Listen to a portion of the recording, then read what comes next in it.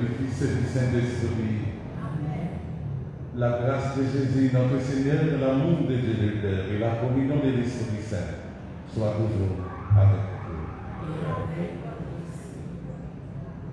Dans cette messe de ce matin, nous voulons prier pour toutes les victimes du tremblement de terre. Et maintenant, tournons-nous vers le Seigneur. Ouvrons nos cœurs pour l'accueillir dans nos vies.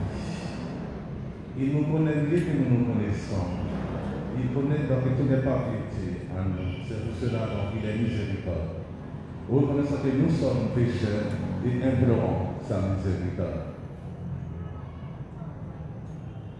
Je confesse à Dieu Tout-Puissant, je reconnais devant mes frères que j'ai péché en pensée, en parole, par action et par omission. Oui, j'ai vraiment péché. C'est pourquoi je te prie, la Vierge Marie, les anges et tous les saints, et vous aussi, mes frères, de prier pour moi, le Seigneur notre Dieu. Que le Tout-Puissant nous fasse miséricorde, qu'il nous pardonne nos péchés et nous conduise à la vie éternelle.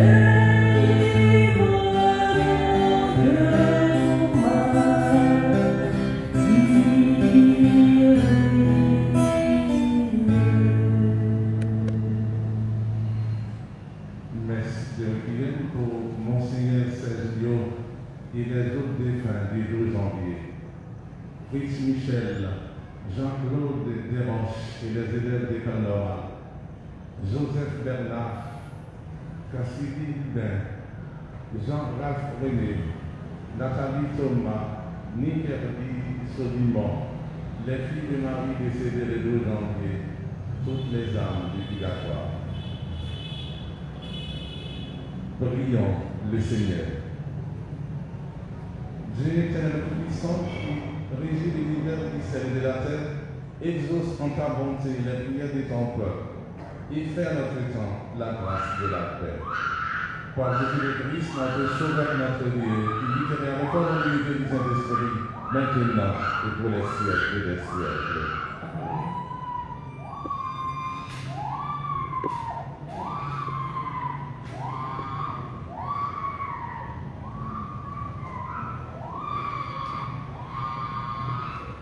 Lecture de la lettre aux Hébreux, le chapitre 2, les versets 5 à 12. Ce n'est pas à des anges que Dieu a soumis le monde à venir dont nous parlons. Un psaume l'atteste ainsi. Qu'est-ce que l'homme pour que tu penses à lui, le fils d'un homme pour que tu en prennes le souci? Tu l'as abaissé un peu au-dessous des anges, tu l'as couronné de gloire et d'honneur, et tu as mis sous ses pieds toutes choses. Quand Dieu lui a tout soumis, il n'a rien exclu de cette soumission. Maintenant, nous ne voyons pas encore que tout lui soit soumis. Mais Jésus, qui a été abaissé un peu au-dessous des anges, nous le voyons couronné de gloire et d'honneur à cause de sa passion et de sa mort. Si donc il a fait l'expérience de la mort, c'est par grâce de Dieu au profit de tous. Celui pour qui et par qui tout existe voulait conduire une multitude de fils jusqu'à la gloire. C'est pourquoi il convenait qu'il mène à sa perfection par des souffrances celui qui est à l'origine de leur salut. Car celui qui sanctifie et ceux qui sont sanctifiés doivent tous avoir même origine. Pour cette raison, Jésus n'a pas honte de les appeler ses frères quand il dit « Je proclamerai ton nom devant mes frères, je te chanterai en pleine assemblée. » Parole du Seigneur.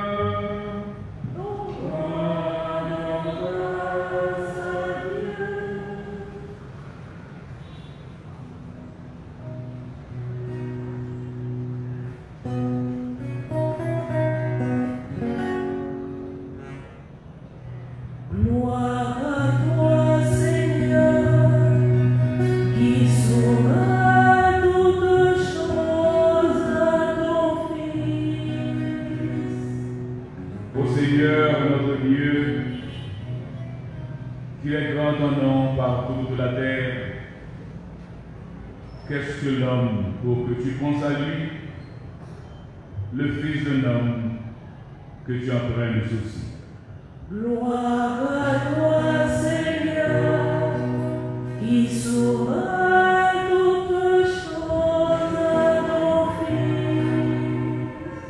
Tu l'as voulu un peu moins qu'un Dieu, le couronnant de gloire et d'honneur. Tu l'établis sur les œuvres de tes mains. Tu mets toutes choses à ses pieds. Gloire à toi, Seigneur, qui sauras toutes choses à ton Fils. Les troupeaux de bœufs et de brebis, et même les bêtes sauvages, les oiseaux du ciel et les poissons de la mer, tout ce qui va son chemin dans les eaux. Gloire à toi, Seigneur, qui sauras toutes choses à ton Fils. Veuillez vous mettre debout pour l'acclamation à Dieu.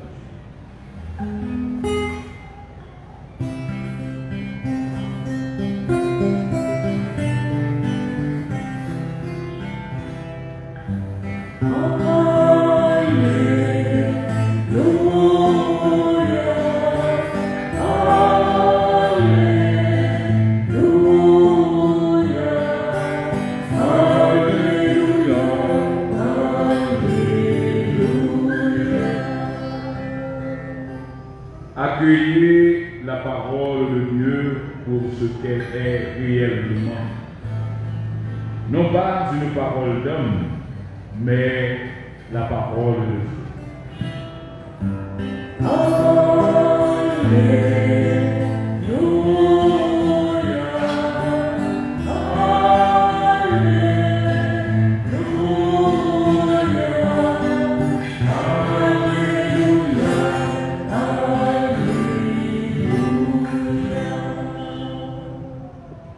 Le Seigneur soit avec vous.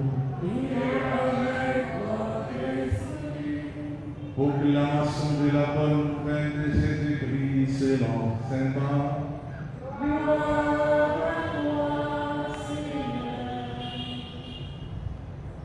Jésus, accompagné de ses disciples, arrive à Capharnaüm. Aussitôt les jours du sabbat. Il se rendit à la synagogue et là, il enseignait. On était frappé par son enseignement, car il enseignait un homme qui a autorité, et non pas comme l'esprit. Or, il y avait dans la synagogue un homme tourmenté par un esprit mauvais. Il se mit à crier: que nous veux-tu, Jésus de Nazareth? Es-tu venu pour nous perdre? Je sais fort bien qui tu es, le Saint de Dieu. Jésus l'interpella vivement: silence, sort de cet homme. L'esprit mauvais le secoua avec violence et sortit de lui en poussant un grand cri. Saisi de frayeur, tous s'interrogèrent. Qu'est-ce que cela veut dire? Voilà un enseignement nouveau proclamé avec autorité. Il commande même aux esprits mauvais et ils obéissent. Dès lors, sa renommée se répandit dans toute la région de la Galilée. Acclamons la parole de Dieu. Louange à toi, Seigneur Jésus.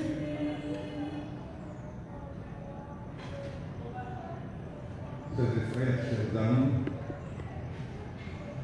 l'évangile de ce jour insiste sur l'autorité de l'enseignement de Jésus, sur l'autorité de sa parole.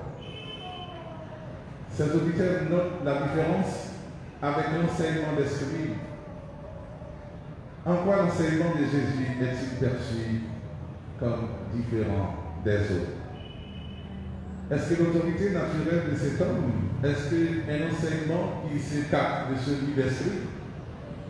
Sans doute les deux. Déjà, on peut penser que Jésus avait une autorité personnelle là, qui attire les gens. C'est certainement pour une part à cause de cette autorité que ces apôtres ont tout quitté pour le suivre. Et sans doute ce que Jésus a appelé avait inconsciemment le sentiment que cet homme représentait l'espérance qu'il gardait dans leur cœur. Et cette espérance se transparaissait à travers sa personne. Mais sans doute aussi la parole de Jésus était bien différente de celle d'esprit. Ceux-ci avaient un enseignement marqué par le juste souci de maintenir leur identité juive. Pour cela, ils privilégiaient les marques extérieures d'appartenance en exigeant l'accomplissement littéral de la loi. Jusque dans ces moindres détails, Jésus est certes un juif et son attachement à la loi est indiscutable, mais ce qui attirait les gens, c'est que son discours rejoignait les aspirations profondes des petites gens. D'abord, son attachement à l'esprit plus qu'à la lettre de la loi.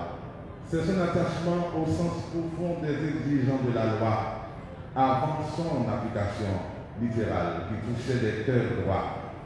Et lorsque Jésus dit que faire le bien le jour du sabbat est plus important que s'abstenir de faire un travail, il montre ainsi un bon sens qui touche les gens.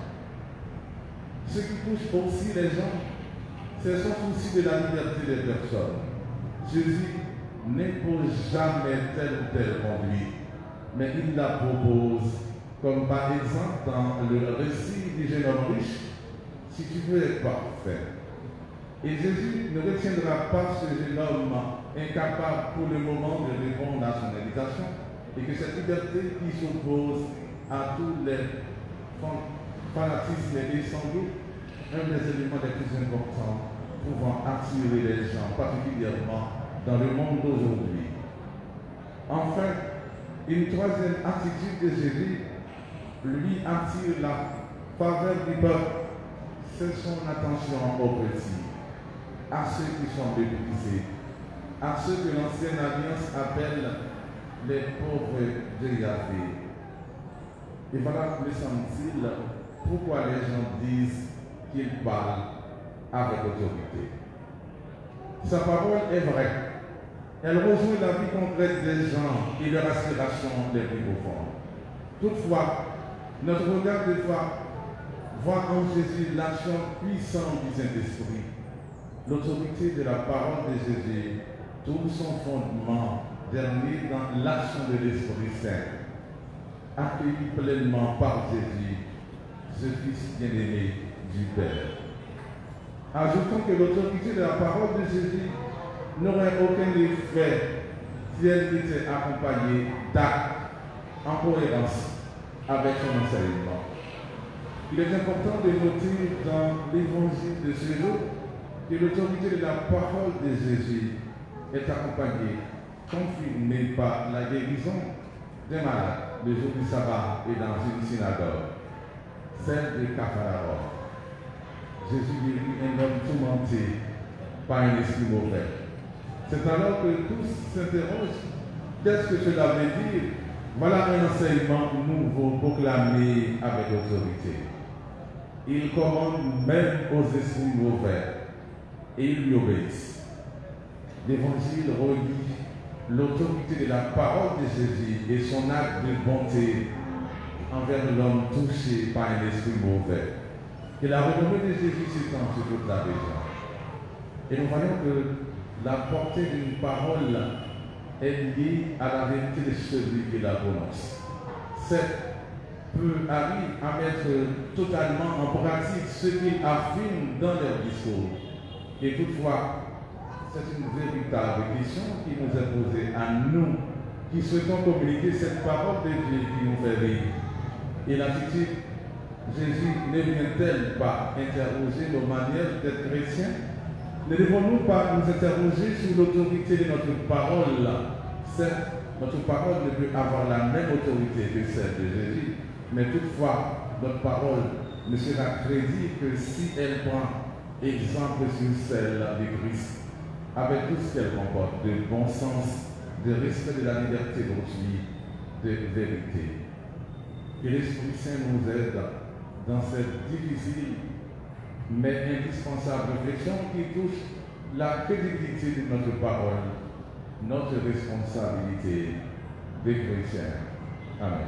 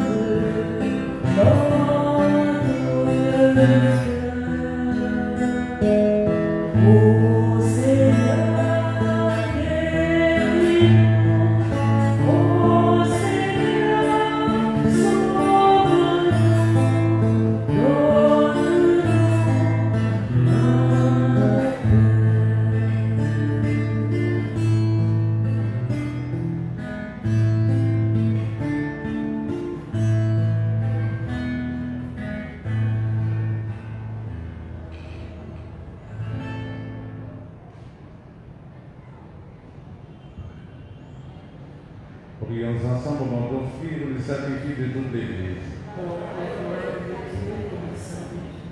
Seigneur, accorde-nous la grâce de vraiment participer à cette Eucharistie.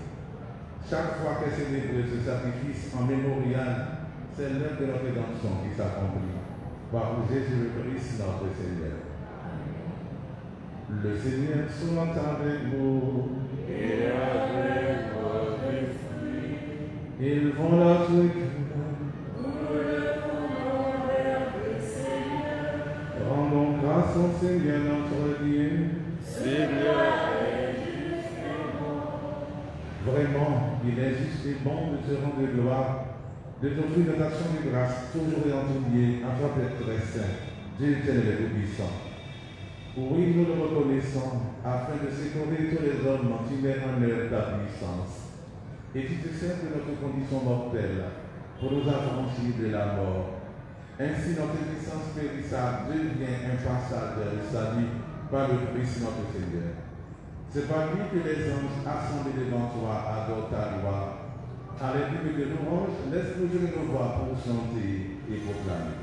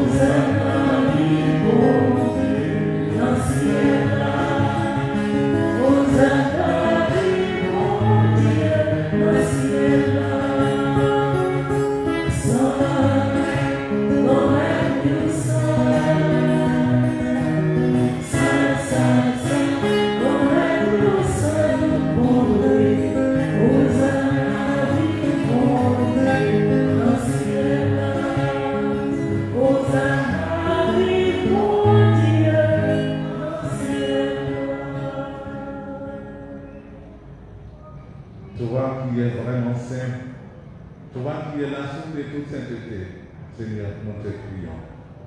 Sanctifie ces offrandes en répandant sur ton esprit qu'elles deviennent pour nous le corps et le sang de Jésus le Christ, notre Seigneur. Au moment de se livrer et d'entrer librement dans sa passion, il prit le pain, il rendit grâce, il le rompit et le donna à ses disciples en disant: prenez et mangez-en tous, ceci est mon corps livré pour vous.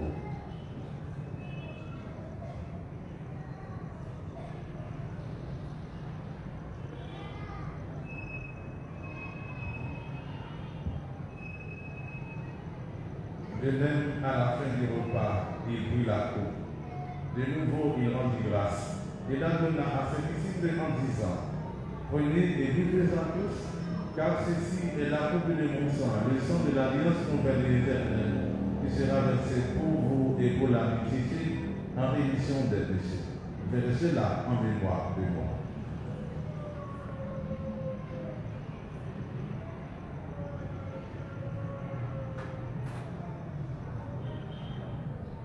Il est grand le mystère de la foi. Nous proclamons ta mort, Seigneur Jésus. Nous célébrons ta résurrection. Nous allons ta venue dans la gloire. Faisant ici mémoire de la mort et de la résurrection de ton Fils, nous offrons, Seigneur, le pain de la vie et la coupe du salut. Et nous te rendons grâce car tu nous as choisis pour nous servir en ta présence. Humblement nous te demandons qu'en ayant part au corps et au sang du Christ, nous soyons rassemblés par l'Esprit Saint en un seul corps. Souviens-toi, Seigneur, de ton Église répandue à travers le monde, fais-la conduire dans ta charité, avec le pape François, avec Marcel Leroy et son auxiliaire, Monseigneur Ducange, l'ensemble des évêques et tous ceux et celles qui ont la charge de ton corps. Souviens-toi, Seigneur, de Monseigneur Sergio et les autres défunts du 12 janvier, fils Michel, Jean-Claude Desroches et les élèves d'école normale, Joseph Bénard, Gracie Lubin, Jean-Ralph René, Nathalie Thomas, Michael Solimon, les filles de Marie décédée le 12 janvier, toutes les âmes du purgatoire que tu as appelées auprès de toi, et ils ont été baptisés dans la mort de ton Fils, accorde-leur de participer à sa résurrection.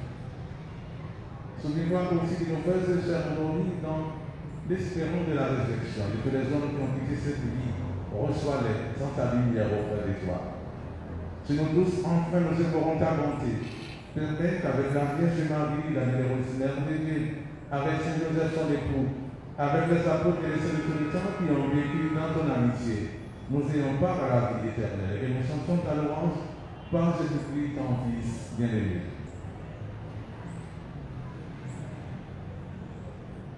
Par lui, avec lui et en lui, à toi de le Père Tout-Puissant, dans l'unité du Saint-Esprit, nous honneur et toute gloire pour les siècles des siècles. Unis dans le Saint-Esprit, nous pouvons dire avec confiance la prière que nous avons reçue du Sauveur.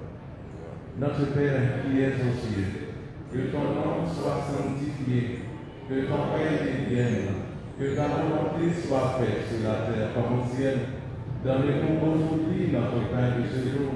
Pardonne-nous nos offenses comme nous pardonnons aussi à ceux qui nous ont offensés. Et ne nous laisse pas entrer en tentation, mais délivre-nous du mal. Délivre-nous de tout mal, Seigneur, et donne la paix à notre temps. Par ta miséricorde, libère-nous du péché. Rassure-nous devant les épreuves. En ce qui nous espérons le bonheur que tu promets et l'avènement de Jésus-Christ, notre Sauveur. C'est par moi qu'appartiennent le règne, la puissance et la gloire pour les siècles des siècles. Seigneur Jésus-Christ, tu as dit à tes apôtres, je vous laisse la paix, je vous donne la paix. Ne regardez pas nos péchés, mais la foi de ton Église, pour que ta volonté s'accomplisse, donne-lui toujours cette paix. Et conduis la vérité parfaite qui règne pour les siècles des siècles. Que la paix du Seigneur soit toujours avec vous. Et avec votre esprit.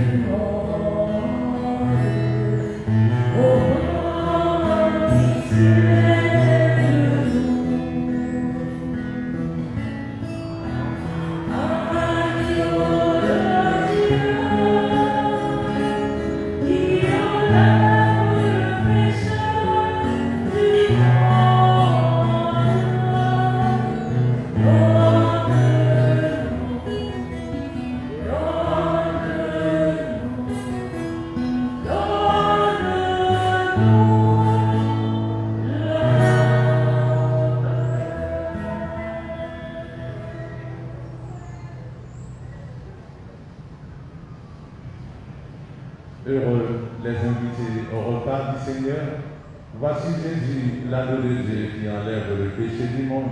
Seigneur, je ne suis pas digne de te recevoir, mais dis seulement une parole et je serai béni. Que le corps et le sang du Christ nous garde pour la vie éternelle.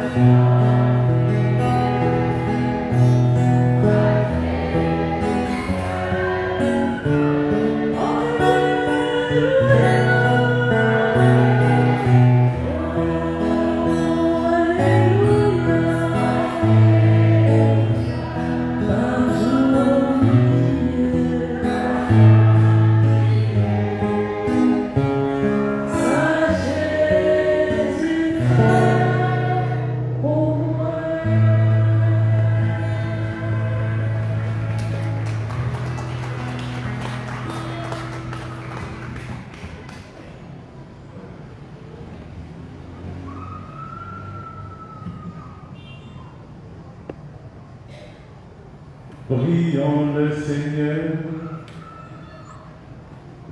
Pénètre-nous, Seigneur, de ton esprit de charité, afin que soit béni par ton amour ce que tu as nourri d'un même pain.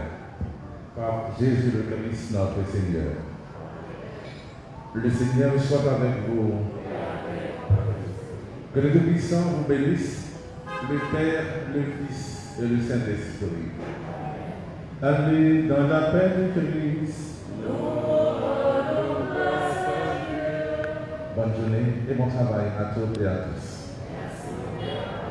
Merci.